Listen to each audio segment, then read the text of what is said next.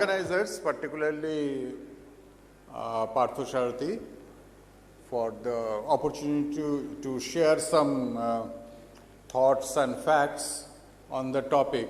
But before I start, I have a question for the students. That you can see the title, Pi in Indian Mathematics. So can you name some mathematicians, Indian mathematicians, whose name you are expecting to hear? That is, names associated with pi. Madhavacharya, yes, I hear one name. Any other name?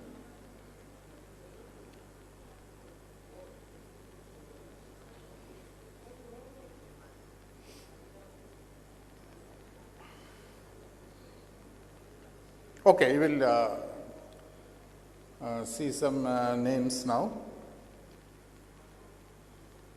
So in morning talk by Nina, you had seen this Fermat's idea of about this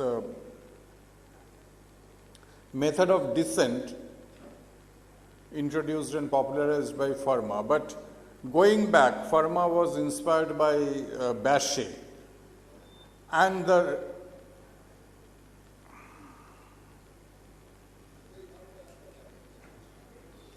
result of Bachet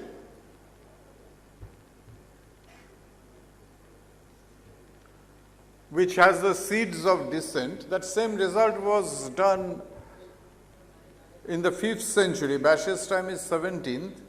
In the 5th century by Aryabhata.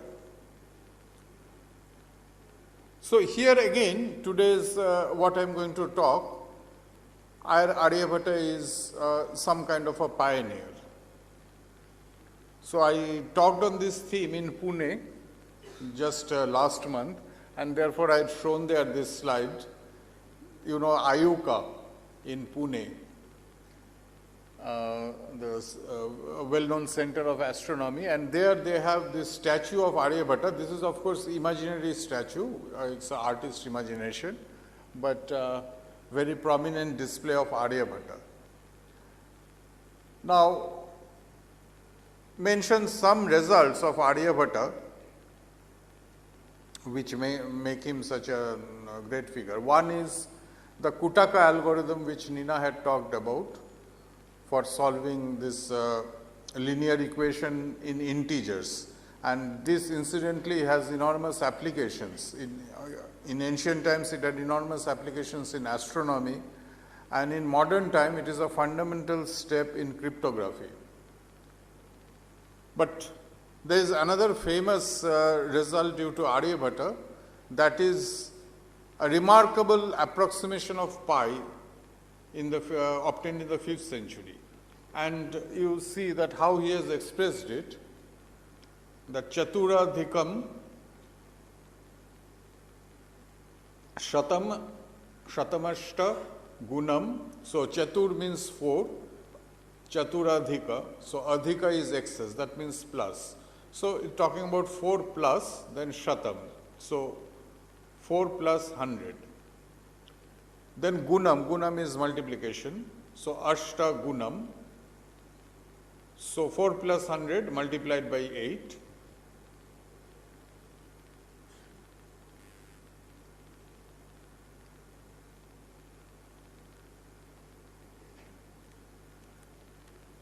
Okay.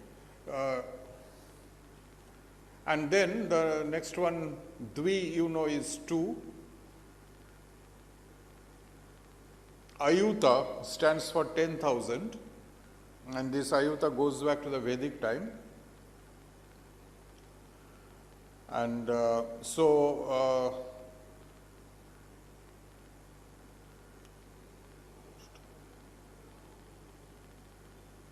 I missed it.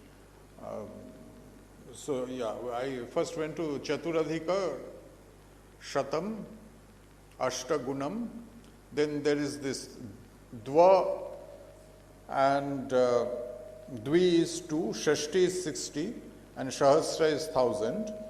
So this complicated expression, Dva Shashti Sthata Sahasranam, that is 62,000. Then go to the next line. Ayuta is the word for 10,000 and Dvi Ayuta, that is 20,000. Vishkambha is the diameter of a circle. And then the crucial word Asanna. Even from Bengali you know, Asanna, mane ei elo bole. That means it is not only an approximation, it's a very close approximation, very near. It's almost there. But still it is not same. Asanna means একটা কিছু আসন্ন মানে এখনো কিন্তু ব্যাপারটা ঘটেনি কিন্তু just হয়ে যাচ্ছে আর কি এই হলো বলে so it is not pi this number which is given it is not exactly pi but very close to it so this is how it was expressed vritta is circle and padinaha is circumference so in all 4 plus 100 multiplied by 8 and added to 60,000 that is approximately the circumference, a very close approximation to the circumference of a circle of diameter 20,000. This is Aryabhata's statement. And if you want to see the sloka, how it looked like, so this is an example of a manuscript, not exactly Aryabhata's, but of a commented, in a commentary on Aryabhata, Aryabhata's lines are quoted. And this is obtained from National Library by a teacher, Parthasarathi Mukhopadhyay, and it is he who gave this screenshot to me. So now let us come to our topic, that 4 plus 100 into 8 plus 62,000 is nearly the circumference of a circle of diameter 20,000. So thus, Aryabhata is describing the value of pi as 62,832 divided by 20,000. So that becomes 3.1416. And given that the value of pi up to 5 digits is really 3.1416. So it is 3.14159, etc. So it is actually the value up to 5 decimal digits. And now, in his commentary on Aryabhata, Nilkantha was a remarkable astronomer, mathematician of the 15th century. He had given, not many in India know, that he had given the heliocentric model for decades before Copernicus. So Nilkantha had a commentary on Aryabhata where he explains why Aryabhata gives an approximate and not an exact value. So he is asking, the master could have given the correct value. Instead of that, why is he giving an approximate value? So he explains, why is this near value given here, the real value being left out? I will explain. Because the real value cannot be given. By the measure with which the diameter can be measured without a remainder, that means if you have that kind of unit which will give you an exact exact number of multiples of that will give the diameter. So suppose you have such a unit that by the measure with which the diameter can be measured without a remainder, then if in that unit if you try to measure the circumference, then some remainder will be left. Similarly, the unit which measures the circumference without a remainder, that means you take a unit which is exactly a factor of the circumference. That means let us say 1/10 or 1/100th of the circumference exactly. So with that if you try to measure the diameter, then some remainder will be there. So similarly, the unit which measures the circumference without a remainder will leave a remainder when used for measuring the diameter. Hence the two measured by the same unit will never be without a remainder. Though we carry it very far, no matter how large you make the numerator and denominator, though we carry it very far, we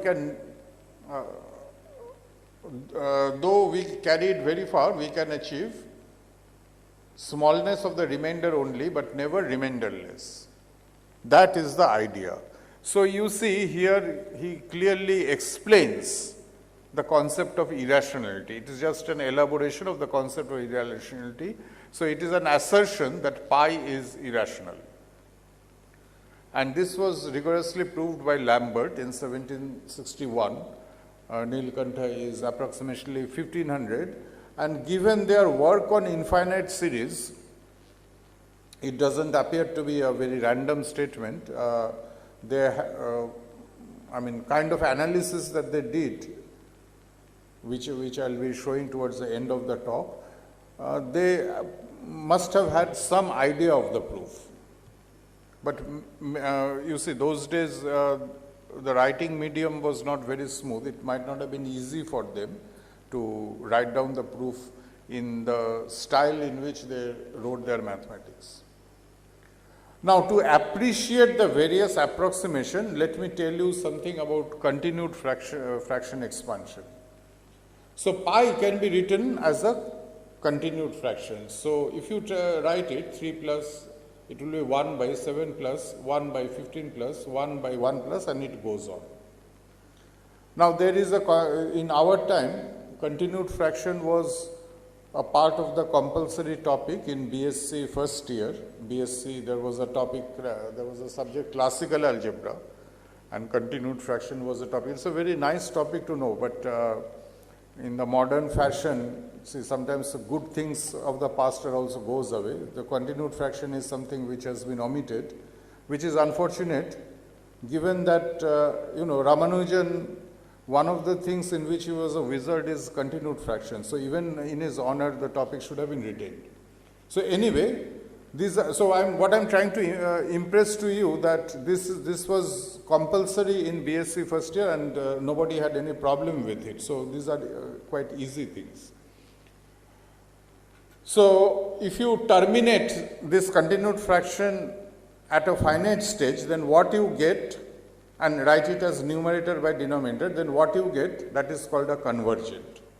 So, what is the first convergent? That is 3.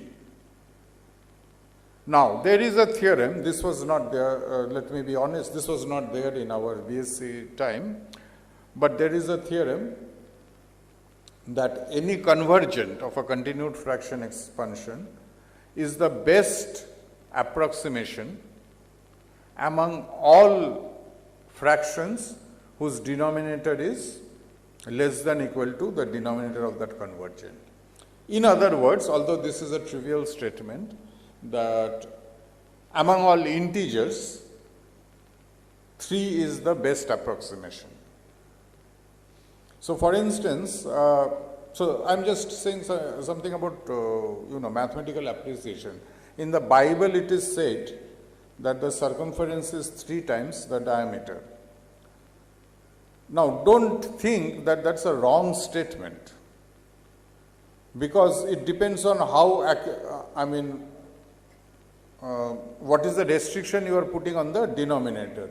Now, in Bible, which is for the masses, you won't talk in terms the way Aryabhata is talking with a denominator 20,000. That is not practicable. So, you talk in a language which everybody will understand.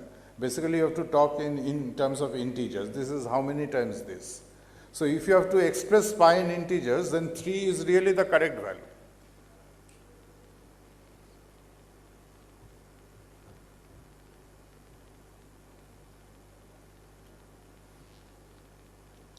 So, next, 3 plus 1 by 7.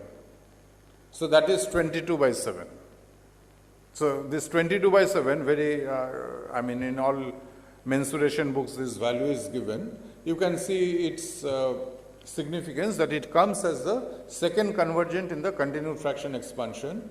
So, according to theorem, this is the best approximation among all fractions with denominator less than equal to 7.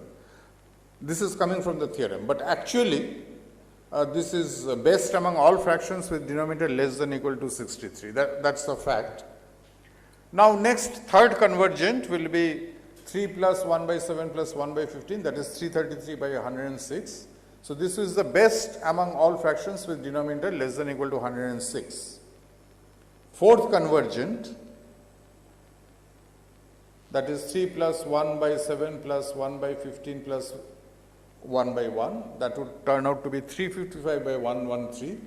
That would be best approximation among all fractions with denominator less than equal to 113. So, you get the picture now. So, now let us look at the rational approximation 22 by 7 for pi. So, this is pi, that 3.14159, etc. That has to be written as P by Q, and you give an estimate of P and Q. So 22 by 7, if you expand it, then it becomes 3.1428, etc., which means that it matches up to 3 decimal digits. Now, so this is something that you may want to undermine somebody, and with the same set of fact, something can be undermined or something can be eulogized. So here you see there are 2 statements which are both correct, but which you say with opposite motives. So there are 2 statements that can be made about the approximation 22 by 7 for pi. One thing is that, which is, I would say, somewhat demeaning but correct. The value is correct only up to 3 decimal digits. The other is, so there is, you use the keyword only to show that it's not, that great. The other way of saying is the second convergent in the simple continued fraction expansion of pi. And indeed, it is the best rational approximation for pi, is the best among all fractions with denominator less than or equal to 60. That's a positive way of looking. So my question is that which is the correct approach? The first bullet or the second bullet? Now that would depend on the context. That is the quest for accuracy absolute, or is it constrained by an implicit restriction on the size of the denominator? So for example, something like mathematical astronomy, which Aryabhata was doing, which Madhavacharya was doing, so there is no physical construction. It is a mathematical work, and you would like to be, you are measuring astronomical distances and time, etc., and you would like to be as accurate as possible. No restriction on the size of the numerator and denominator. So there, this 22 by 7 is not very, a good approximation. And remarkable approximation is given by Aryabhata. So where the emphasis is solely on accuracy. So somebody like Aryabhata is giving you the value, this one, 3.1416. However, note one thing, that if you have to physically construct a fraction, that means divide something into a certain number of parts, or let us say that you have a string, and from that you have to create a circle of diameter 1 unit, which means you need a circumference of pi. So you have to physically construct that pi.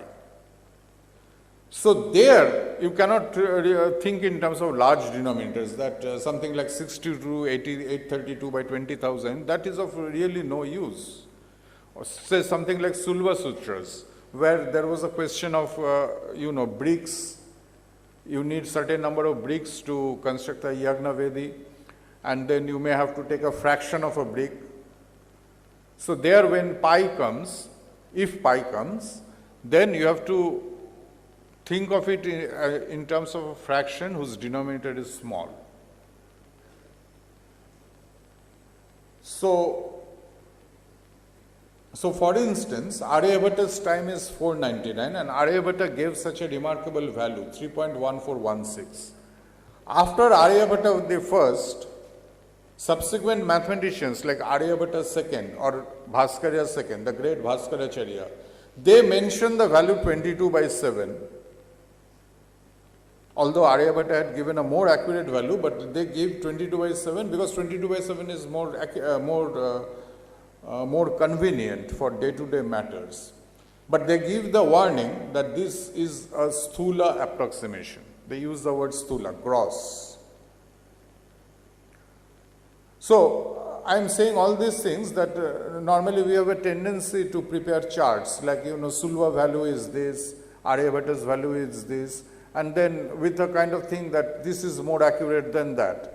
When you talk about accuracy, you should also see the context, that for certain people it would not have made sense to be more accurate.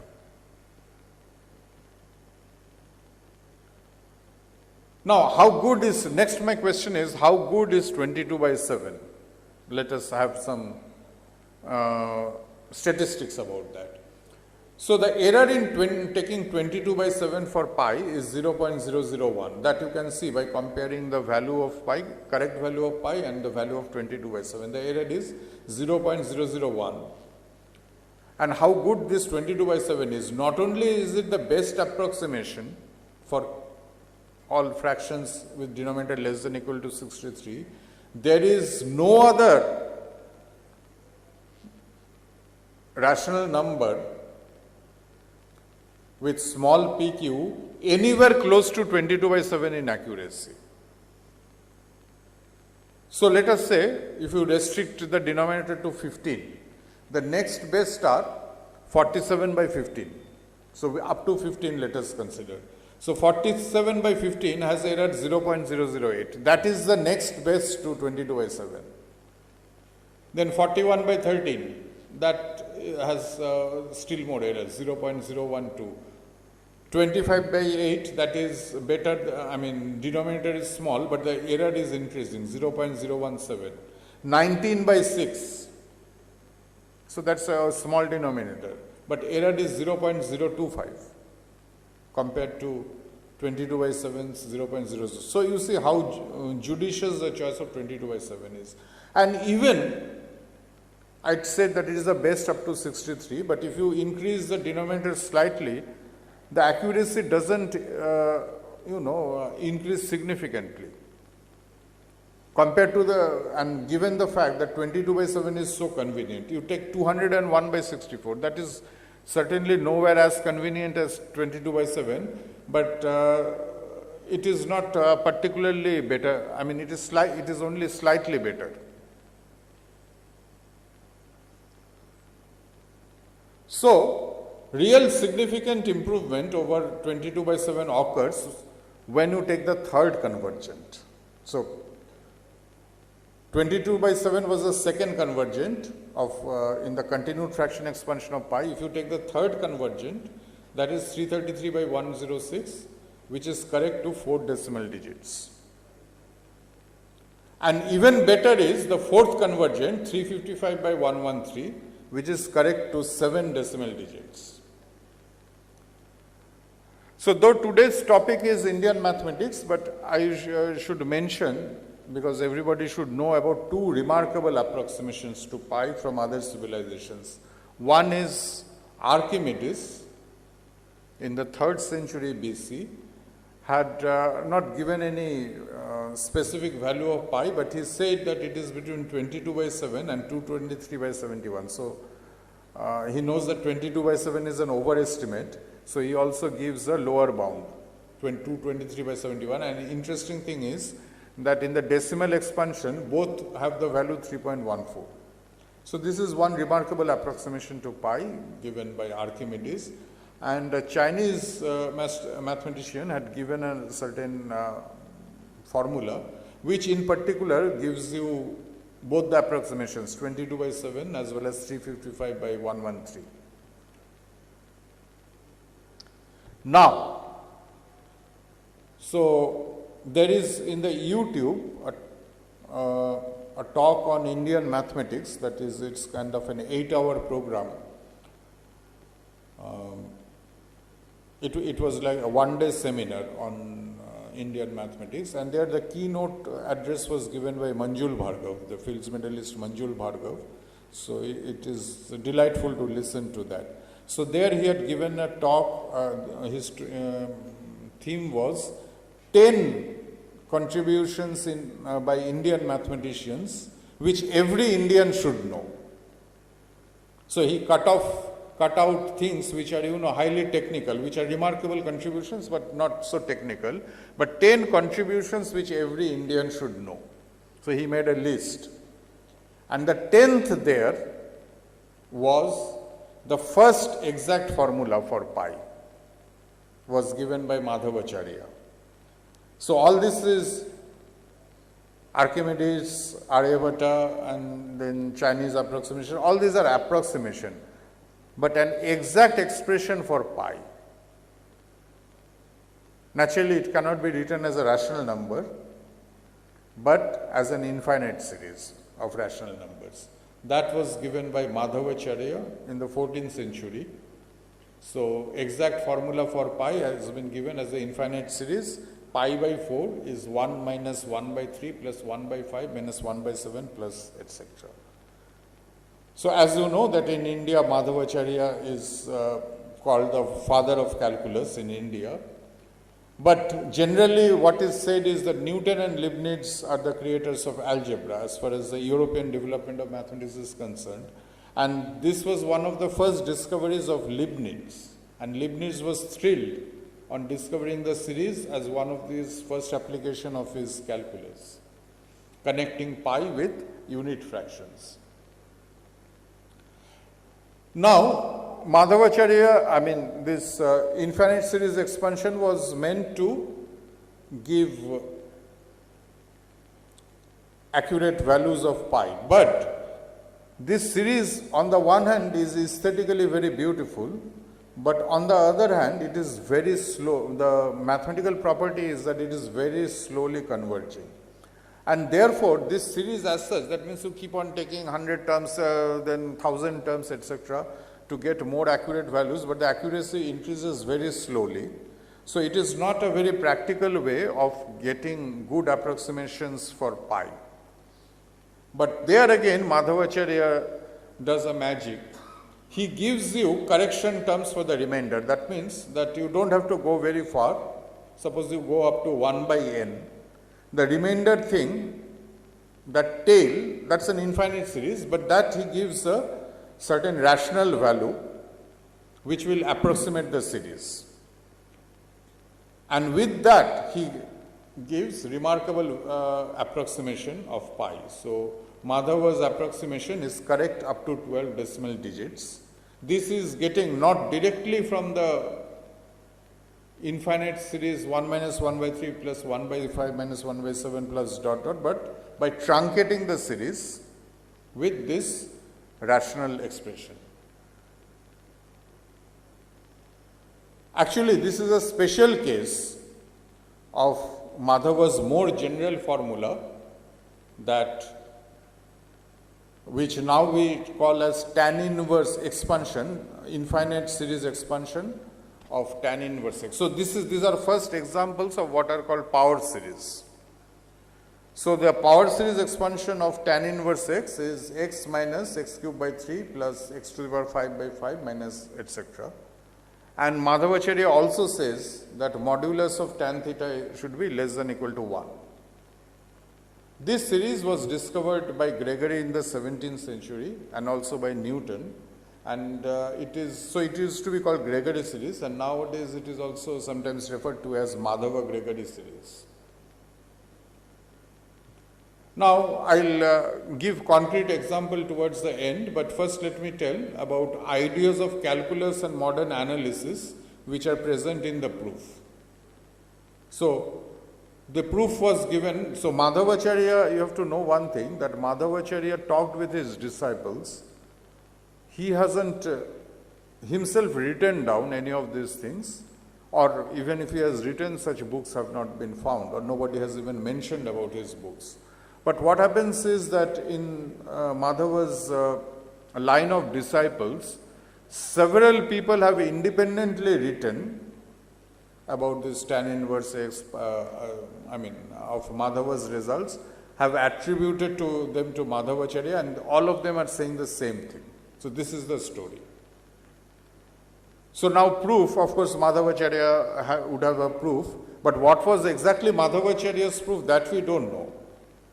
We cannot be sure, because what we are getting is the proof as presented by writer Jeshtadeva, and he wrote interestingly in Malayalam.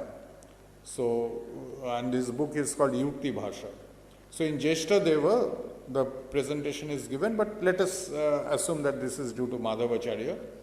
So, what are the things you get? So, there is something called rectification in integral calculus, that is determining the length of a curve by breaking it into a sequence of straight line segments, that is by breaking it up into chords. So, the arc you substitute it by the chords.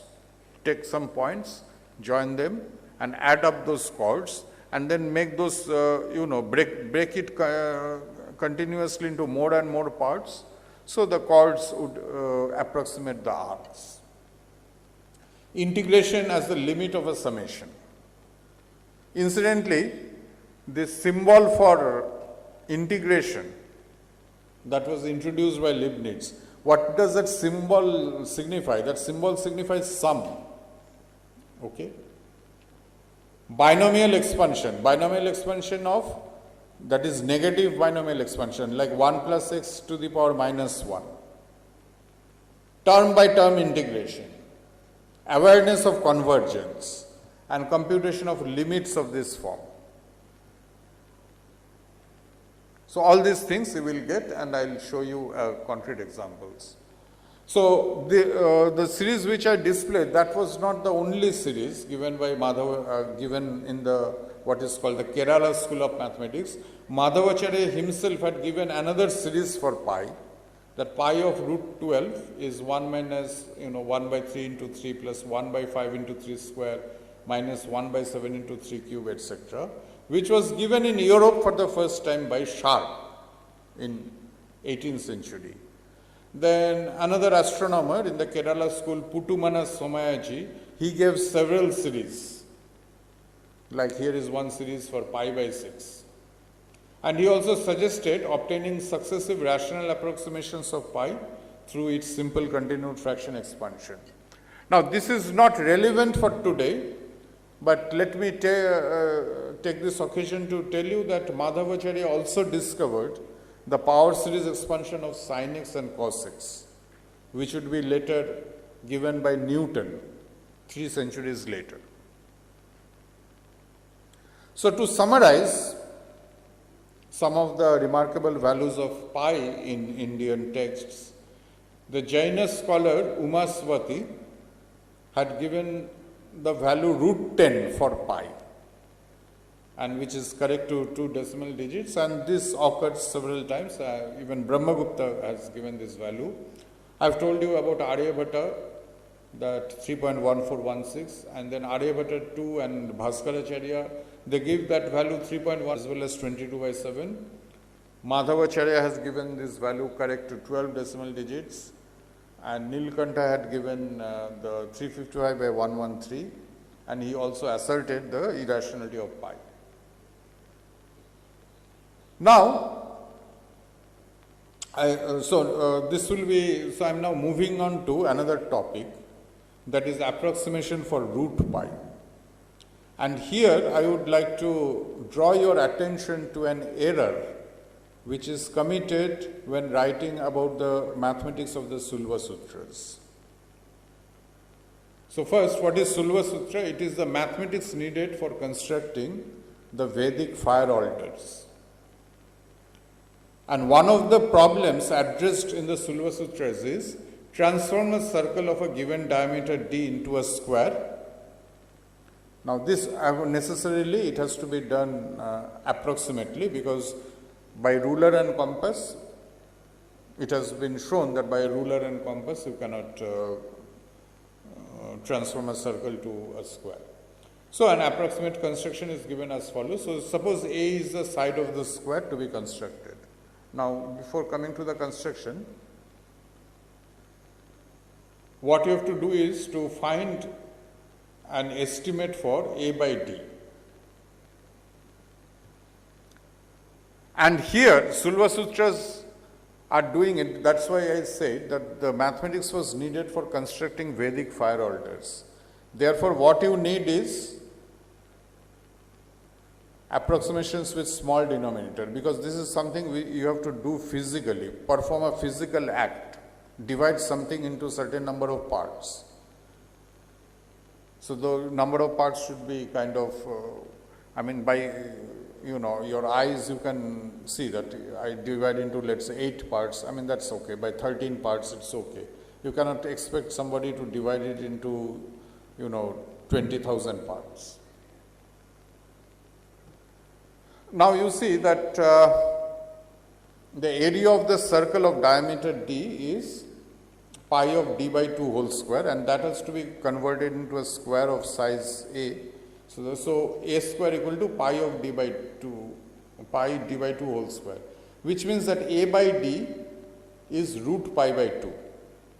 So you have to find the estimate p by q for a by d, which means basically you are finding an estimate for root pi by 2. Now, just as 22 by 7 is the best approximation for pi among all fractions whose denominator is, let us say, less than or equal to 15, similarly the best approximation for root pi by 2 is 8 by 9. Okay? This is an information which I am telling you. And this 8 by 9 occurs in the fourth convergent of the simple continued fraction of root pi. And it is correct up to 3 decimal digits with error 0.002. Now, what can be better? So, 9, it's already quite a bit. So, this is the best approximation. 8 by 9 is the best approximation among all fractions with denominator less than or equal to 15. In other words, it is a perfect estimate. And this value is given in Manava Sulva Sutra, Maitraniya Sulva Sutra, and not only in India, it is also given in ancient Egypt. Okay? But what people do is, let me tell you another. A less accurate but more frequently mentioned Sulva value is 13 by 15, which is correct up to 2 decimal digits with error 0.022. There are other estimates too, but this is not relevant for me. Now, the mistake which are made by even very erudite scholars is to attribute the square of an author's estimate of root pi as his estimate of pi. So, what they do is that they take, so Manava Sulva Sutra or these Egyptians, they had given 8 by 9 for root pi by 2. Then what is their estimate for pi? They square it. This is highly wrong. So, I will give you an example. So much has been said about me. So, I trust that you believe that I know that 22 by 7 is the best rational approximation to pi with small denominators. This is something I know. Okay? But now, suppose somebody asks me what is the best approximation for root pi. Then what is the answer that I will give? I will not say the root 22 by 7, right? I have to say 8 by 9. I don't have any choice. I mean 8 by 9 for root pi by 2, but so for root pi, my answer will be 16 by 9.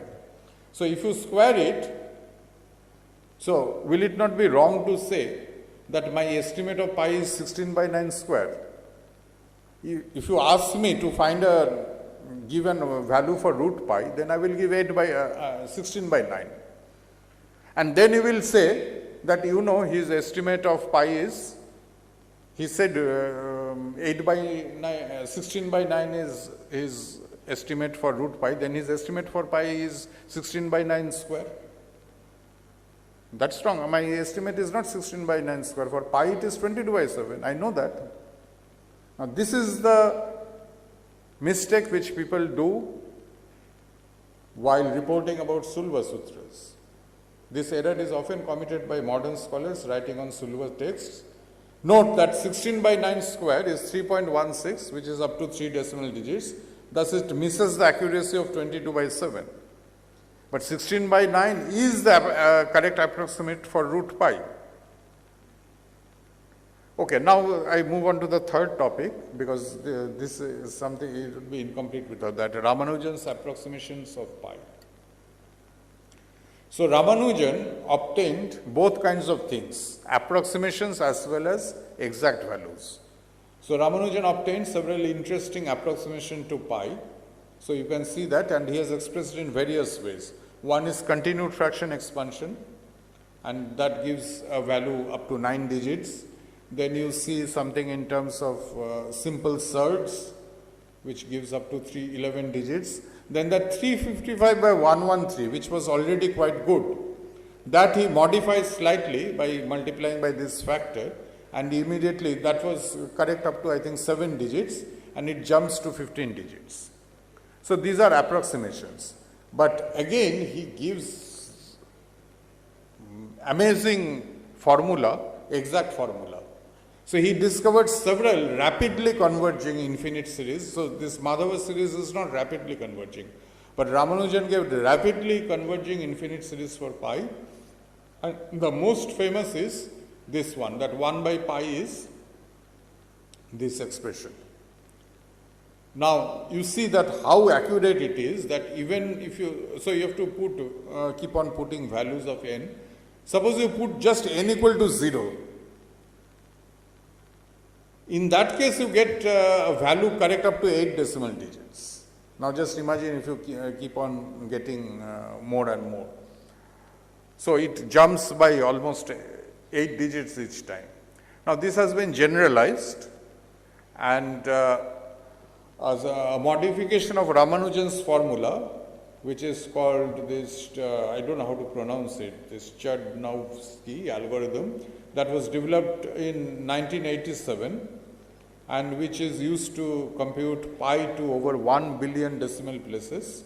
And it is based on their formula, not Ramanujan's formula, but it is of this format, that 1 by pi is an infinite series of the form, some combinatorial thing, and multiply into a n plus b and some power. Now, last I will give you one concrete proof given in ancient Indian text, or okay, not ancient but at least medieval, that Jeshtadeva's proof of the infinite series for pi by 4. So you get a concrete feel of how calculus looked like in India. So this is the derivation of the infinite series for pi. So you have to get an estimate for the circumference.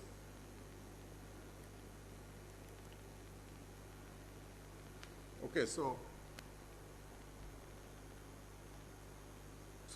consider this.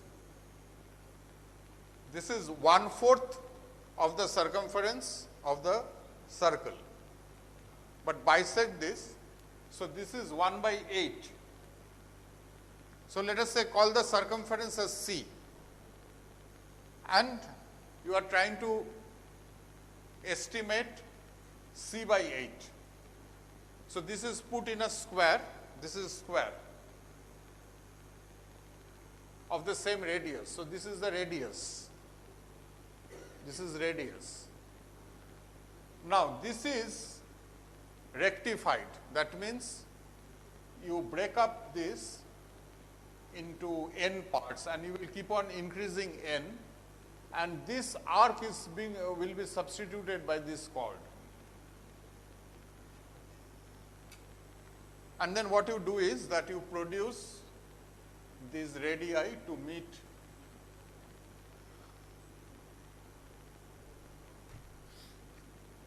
okay, I think no, let me repeat. So this is the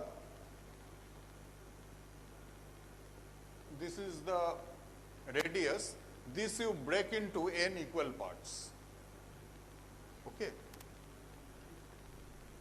So you see the radius OA is r, each pi minus 1 pi is r by n, it was called khanda. Each OPI is ki, that is called kernel. Now first it starts with geometry. So use similarity of triangles.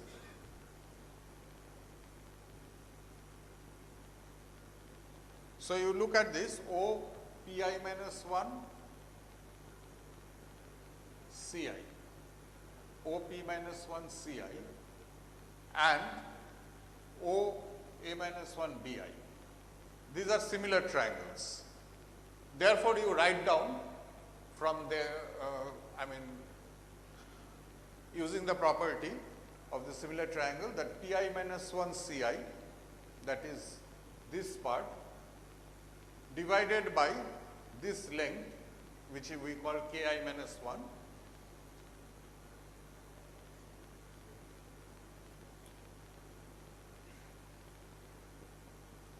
that would be this one ai minus 1 bi by this one, which is the radius. So, similarly, as triangles pi minus 1 ci pi, that means this one, pi minus 1 pi ci, and p naught o pi. These are similar, and therefore, pi minus 1 ci divided by this portion, which is r by n. Each of these segments are r divided by n, that is equal to that radius divided by ki. So, compare these two. So, what you do is that you eliminate pi minus 1 ci. So, it is now simple algebra that ai minus 1 bi is from the first relation r by ki minus 1 times pi minus 1 ci, but pi minus 1 ci you replace it by r by n into r by ki. So, all total ai minus 1 bi becomes r by n into r square by ki minus 1 ki. So, this is pure geometry and no approximation so far. So, now that rectification will start, that approximate arcs by chords. And also you note one thing which will be used, that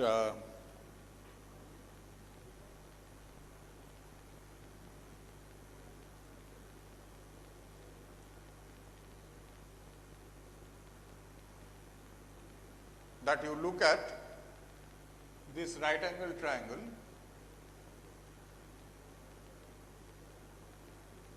So, this length is, so there are I many copies, so it is I into r by n. So, this length is I r by n, this is r and this is ki. So, you have ki square is r square plus I r by n whole square. This will be the crucial relation.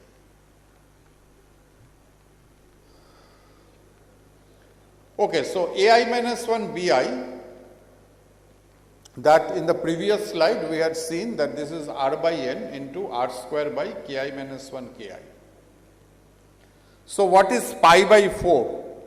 Pi by 4 is c by 8, you know, pi is c by 2r.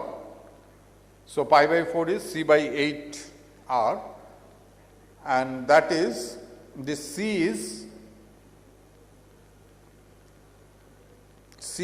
the summation of not c but c by 8, this part. This c by 8 is the sum of all these arcs. Now comes one thing, that what I call that rectification, that in the limit, as you keep on dividing, as n becomes large, this ai minus 1 bi, that chord approximates ai minus 1 ai. It is something like, it is not something, it is exactly like, you know, limit of x tends to 0, sin x by x is 1. So, for very small values of x, sin x can be taken to be x. It is exactly that, because this is, after all, this is like, if this is the angle, this arc is this one, arc and angle, they are interchangeable, and this is a sine. So, it is that limit of sin x by x is 1. So, therefore, replacing this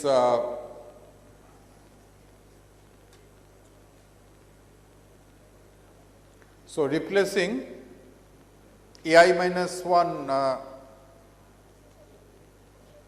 bi by ai minus 1 ai, what we get is that pi by 4 is, or rather other way, replacing ai minus 1 ai, that arc, by the chord ai minus 1 bi. We have pi by 4 is in the limit summation 1 by n r square by ki minus 1 ki. Okay, this.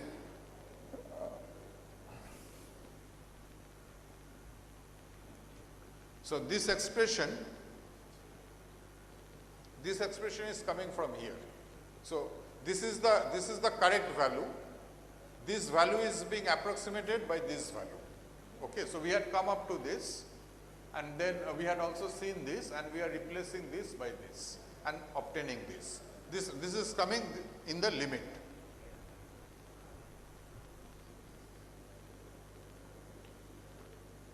Now, what we will do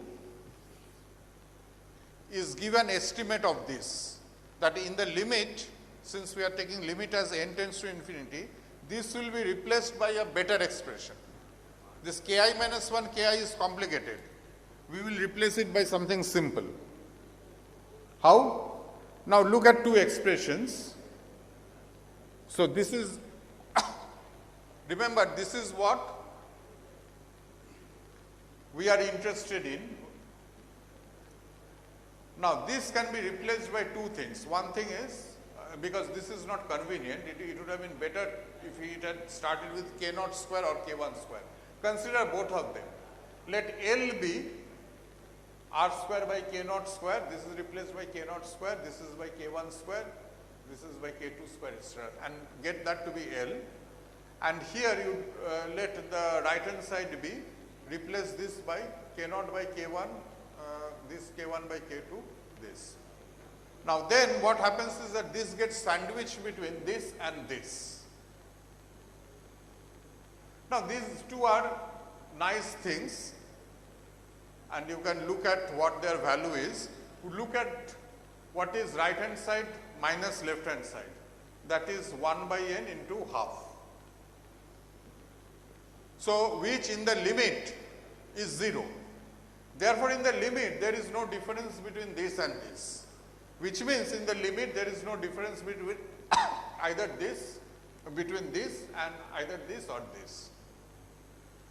Therefore, what we will do is that we had earlier obtained that pi by 4 is limit of this.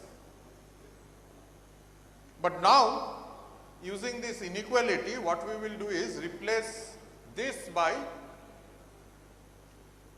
this, that in the limit it is 1 by n r square by ki square.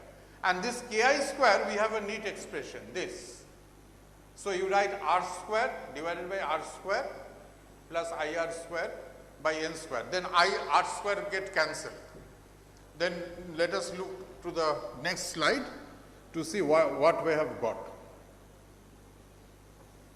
So, in the previous slide, I am repeating how the previous slide ended. Previous slide ended here. Therefore, cancelling r square, you have 1 by 1 plus I by n whole square. So, it is 1 by 1 plus x square. Now, use the binomial, and this is and this is less than 1, okay. This I goes from 0 to n. So, this is less than 1. So, it is 1 plus something less than 1. So, you use the binomial expansion, negative binomial expansion. So, you get this. So, you get this 1 minus limit of summation I square by n cube plus limit of summation I 4 by n 5 minus this. Now, what is this?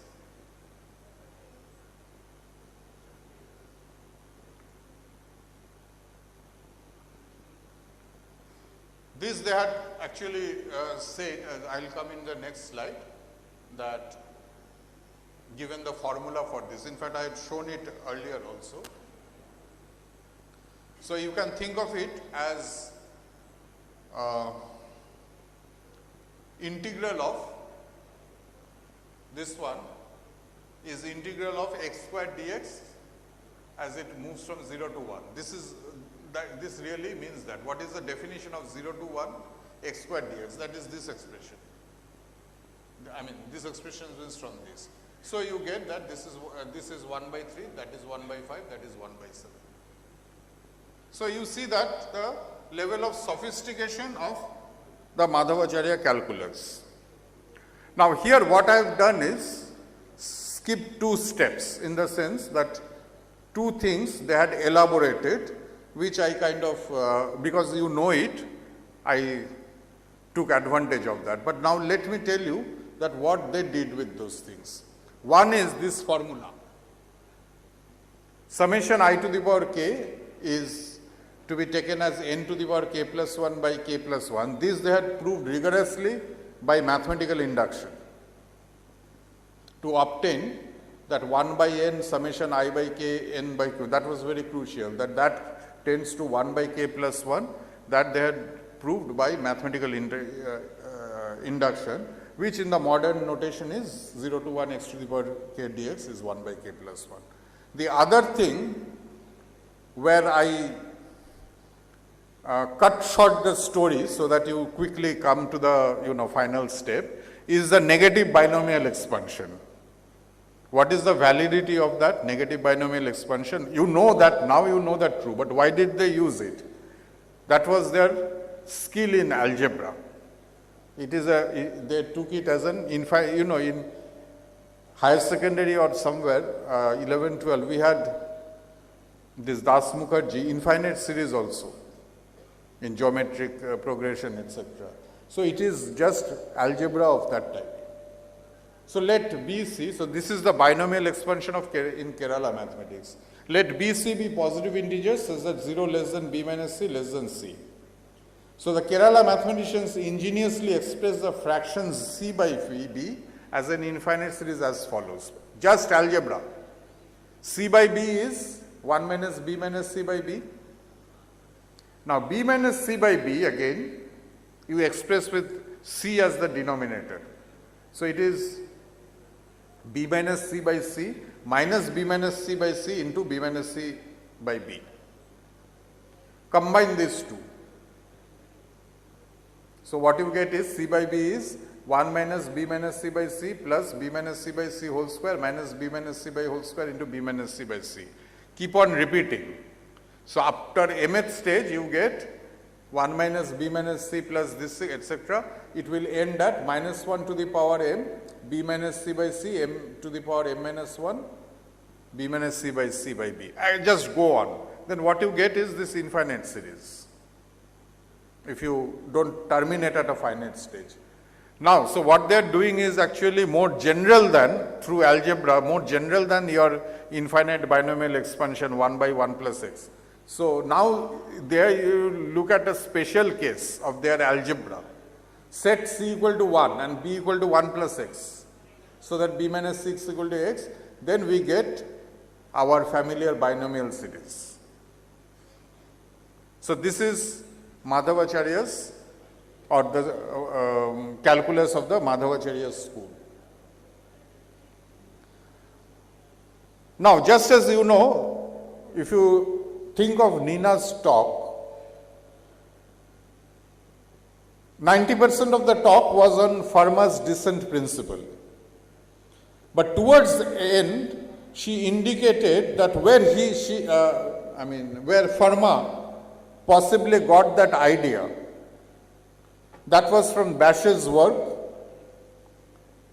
There was a build-up, and Bash's work was a crude form of Aryabhata's work, that Kutaka. Similarly, this Madhavacharya's work, so when people say that Indians did calculus, when it is said that Indians did calculus, there is a kind of a disbelief.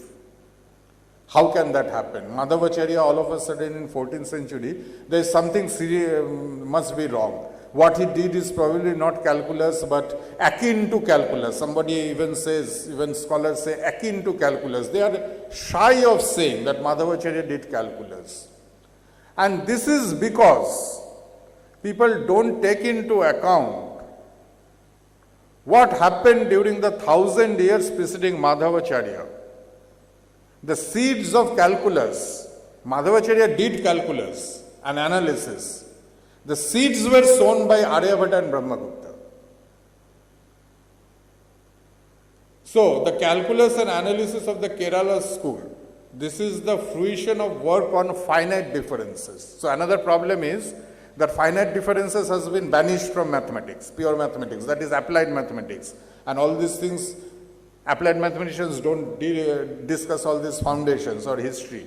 This is really domain of pure mathematicians. And pure mathematicians have forgotten Newton, numerical analysis, finite differences. They think these are all bad mathematics for applied mathematicians, though people like Newton and Lagrange did work on that.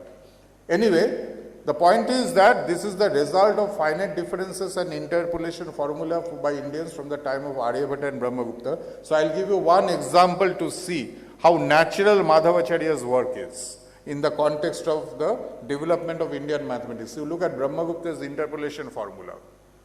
So, Brahmagupta's context is, or Indian context is, that they used to construct very accurate sine tables. So, sine table, what happens is that you give values of sine at certain specified intervals, like let us say interval of 15 degree, let us say. Actually not 15, for them it was much more finer, 3 by 4, something like that. But for, I mean, since we don't have space, therefore I made it 15. Now, what happens that how do you calculate the intermediate value? You will not get these multiples. So, suppose you have to know what is sine of 57. So, from this table, how do you get sine of 57? So, for that, now you know that, I mean, at least when numerical analysis was part of mathematics, so then there was this finite differences. So, first table gives you linear interpolation, that was given by Aryabhatta. Second thing gives quadratic interpolation or second order interpolation, that was given by Brahmagupta. And this is Brahmagupta's formula. And Brahmagupta's commentator made this point that this formula is valid for any function, not just sine. So, sine of theta n plus x, that formula you can see. And using that formula, for example, Brahmagupta gives value of sine 57, which is very close to the modern value. Now, let us now look at how the seeds of calculus occurs in Indian mathematics, that finite differences and interpolation formula have given rise to calculus. And in tomorrow's talk in arithmetic, I will come back to this point, and that it is not only finite differences and interpolation formula, but also this work on arithmetic mean. And this comment is not mine, it is Mumford's, David Mumford, the field metallist. So, I will come to that. So, a sine table gives a value of fx equal to sine x at some definitive intervals a plus h, a plus 2h. Now, the whole point is that you try to make h as small as possible. So, this a plus h, what you get, the previous slide, that was algebra by definition. But when you make h small, which is a very natural truth for people who are doing astronomy, what you get is calculus. Because you now set the finite differences, delta Fa is f of a plus h minus Fa, delta square Fa is delta of f of a plus h minus delta Fa, which is f of a plus 2h minus 2 f plus h plus Fa, etc. So, interpolation formula, I am not giving the Brahmagupta's formula, but something which will make it more transparent, but which is equivalent to Brahmagupta's formula.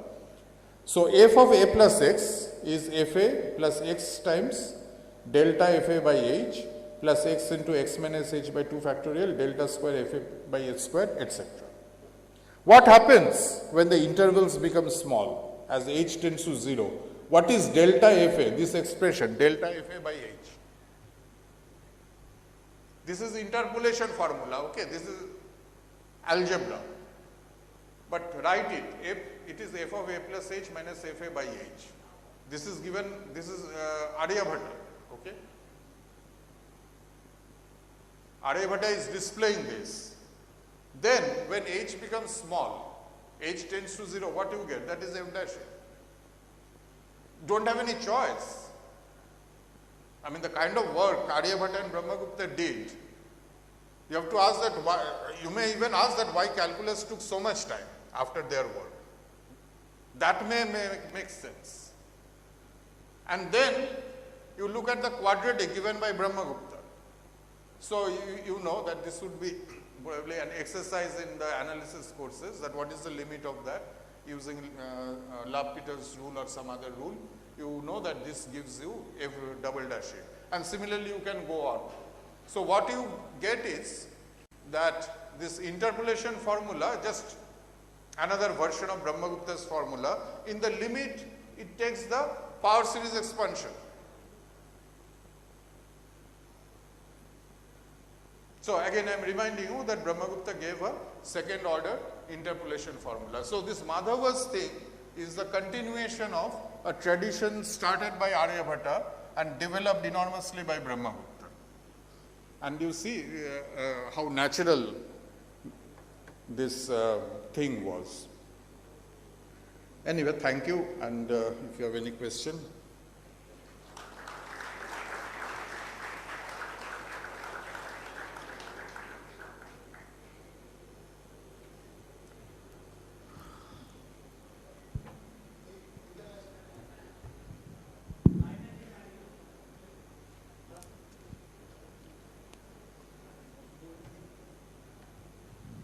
Two scientists, I think in Indian Institute of Science, Bangalore, developed some formulas for pi, which generalizes Madhava's series, and it is also parameterized by lambda. Anything about that? Two string theorists in Indian Institute of Science, Bangalore. No, I'll send you the topic. Yeah, I'll be interested. Anyone else? RQ? RQ?